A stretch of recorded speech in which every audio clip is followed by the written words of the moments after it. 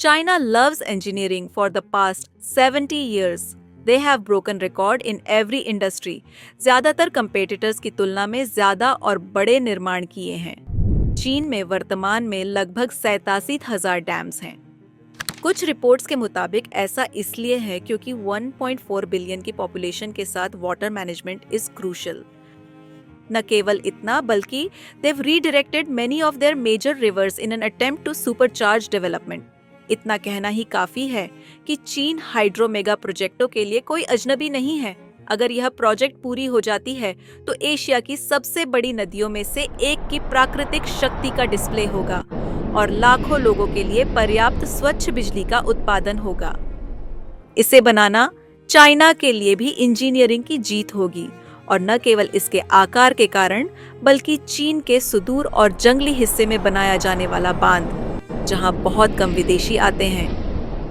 India and Bangladesh are worried as they share the river that China is planning to build the project on, and that a project of this size might seriously affect their access to water, particularly in light of climate change and increasingly unpredictable water flow.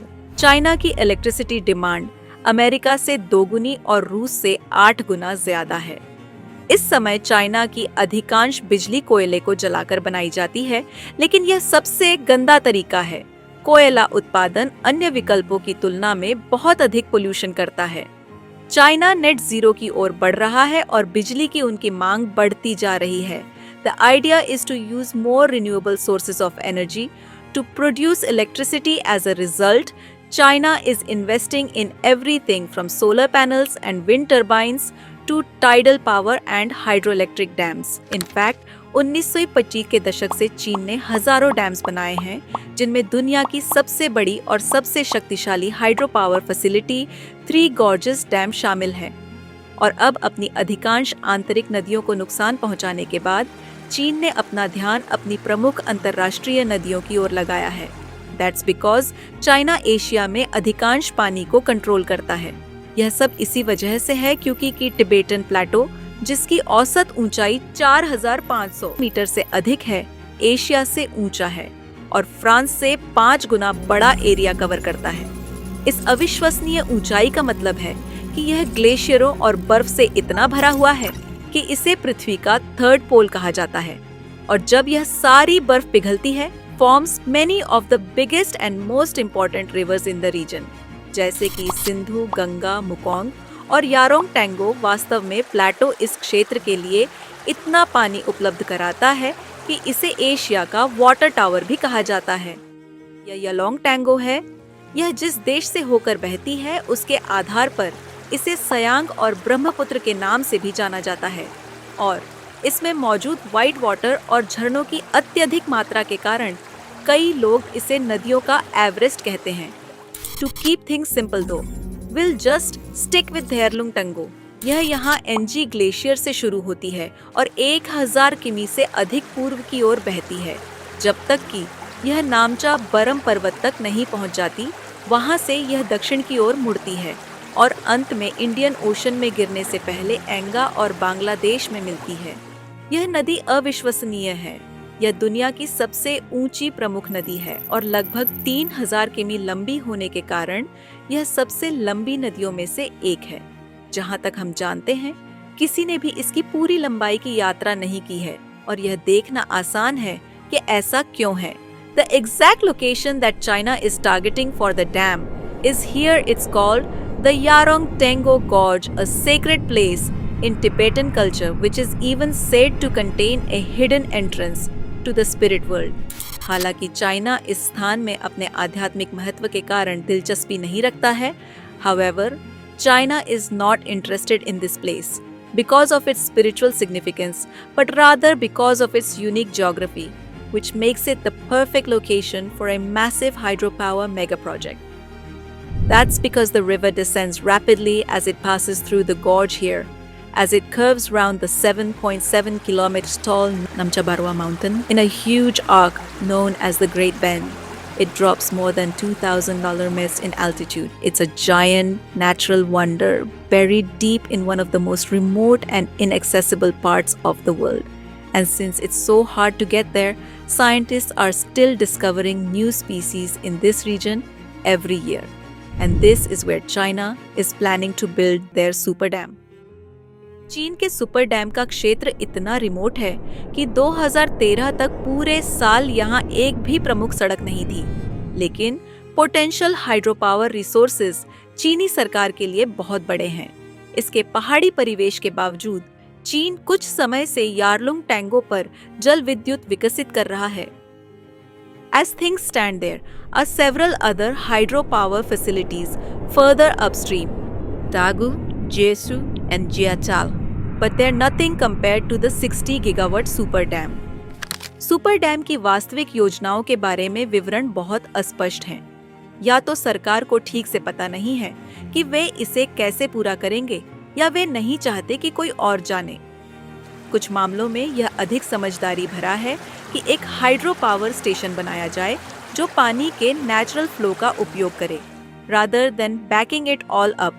इससे run off the river system कहा जाता है, और यह वास्तव में Brazil से लेकर यूनाइटेड स्टेट्स ऑफ अमेरिका और चीन तक हर जगह बहुत आम है। Instead of creating a reservoir, the water is simply redirected from a high point on the river to a lower point along the way. It's forced through a power station, spinning turbines as it passes through and creating electricity. Now the principle is nothing new, but putting it all into practice at the Yarlung Tsangpo Gorge is a completely different story. Idea यह होगा कि great band को काटते हुए नामाचा बरवा पर्वत के बीच से एक सुरंग खोदी जाए। सुरंग के माध्यम से पानी नीचे गिरेगा। हजारों मीटर की ऊंचाई से नीचे की ओर गिरने के बाद और एक बिजली स्टेशन के कुएं से गुजरने के बाद, सिर्फ एक बिजली स्टेशन नहीं, कुछ रिपोर्ट्स कहती हैं कि सुरंग के तल पर 9 अलग अलग series of hydro electricity facility होगी। पानी एक से दूसरे में जाएगा क्योंकि यह नीचे की ओर जाएगा और हर एक पर अलग अलग बिजली पैदा करेगा। लुकिंग एट द मैप, अगर सुरंग अपने सबसे छोटे बिंदु पर मोड़ को काटती है तो भी यह 40 किमी लंबी होगी।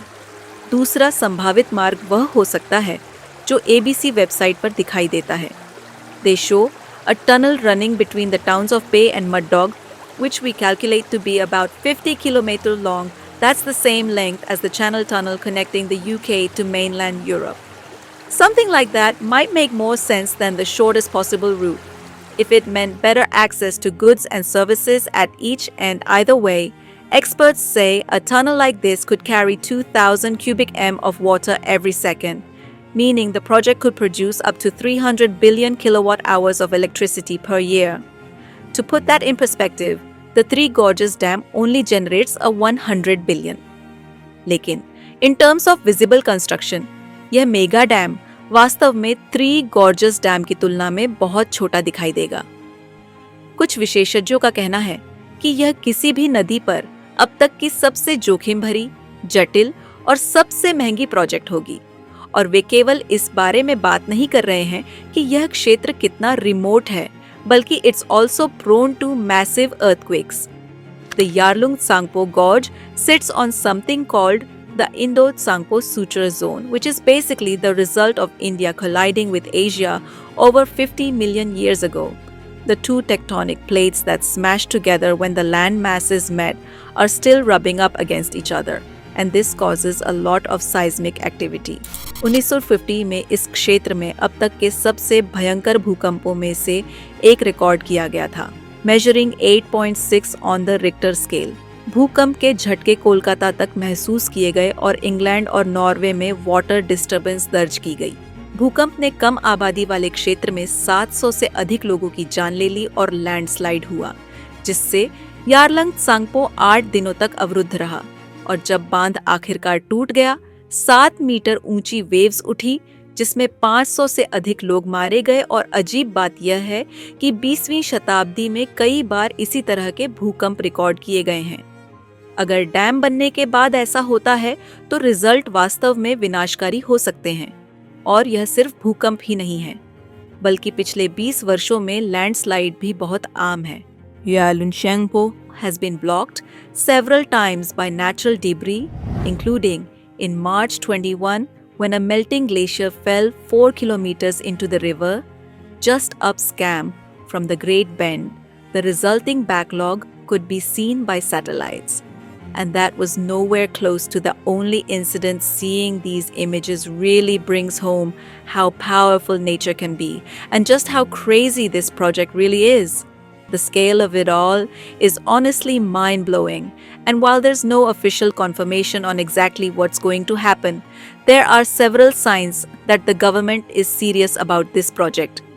20 साल पहले एक चाइनीज कंपनी द्वारा निर्मित हाइड्रो डेवलपमेंट साइट्स का यह नक्शा ग्रेट बेंड में इमेंस पोटेंशियल की पहचान करता है और हाल ही में सरकारी प्लानिंग डॉक्यूमेंट्स ने नदी के निचले इलाकों में विकास की घोषणा की है। The project was also publicly discussed by Yan Jiong, chairman of Power China, the company reportedly in charge of construction. According to the Global Ties, he confirmed that the project would produce 3 billion kilowatt per hour of electricity per year and play a significant role in China's net zero goals. जहां तक हम बता सकते हैं, काम आगे बढ़ना काफी सुनिश्चित है और इसीलिए भारत और बांग्लादेश खुद को तैयार कर रहे हैं। Farmers who depend on the river could experience water shortages and flooding as a result of the dam. For them, climate change is already making waterman management increasingly difficult, and the added complications of China's super dam might cause huge problems for food production. Super dam के प्रभावों को कम करने के प्रयास में भारत ने अपनी खुद की परियोजना की घोषणा की है। वे 10 गीगावाट के डैम बनाने की योजना बना रहे हैं, जो उन्हें अपने वाटर रिसोर्सेज को प्रोटेक्ट करने और कंट्रोल करने में मदद करेगा। If one country controls the flow of water to another, they hold a huge amount of power. Water could potentially be used as a strategic weapon by upstream neighbors. Bharat के लिए यह चिंता का एक प्रमुख कारण है। दोनों देशों के बीच पहले से ही सीमा विवाद और राजनीतिक प्रभाव के लिए प्रतिस्पर्धा के कारण एक कठिन संबंध है। 2020 में तनाव इतना अधिक हो गया, सीमा पर दोनों सेनाओं के बीच झड़प हुई थी। एज अ रिजल्ट 20 चाइनीज सैनिक मारे गए थे। हम यह नहीं कह रहे हैं कि चाइना का सुपर डैम युद्ध की ओर ले जाएगा, लेकिन यह पहले से ही नाजुक संबंधों को और खराब कर सकता है। And as the climate heats up, water is sure to be a new focal point for strategic competition.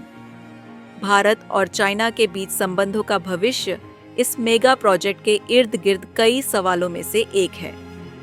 As the biggest electricity consumer in the world, China has an obligation to focus on renewable sources of power, but their neighbors also have a right to use the river that's fed them for centuries.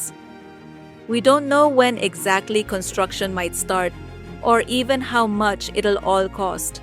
But the fact that China's even considering this is kind of crazy. But that being said, China's kind of known for building what other countries can't. And if anyone can pull this off, it's probably them. इसलिए एकमात्र सवाल ये है कि आपको क्या लगता है कि वे वास्तव में इसे बना पाएंगे, और क्या भारत और बांग्लादेश के लिए इसके क्या परिणाम होंगे, इस पर हम कड़ी नज़र रखेंगे। इसलिए अपडेट रहने के लिए नोटिफिकेशन बेल दबाना ना भूलें।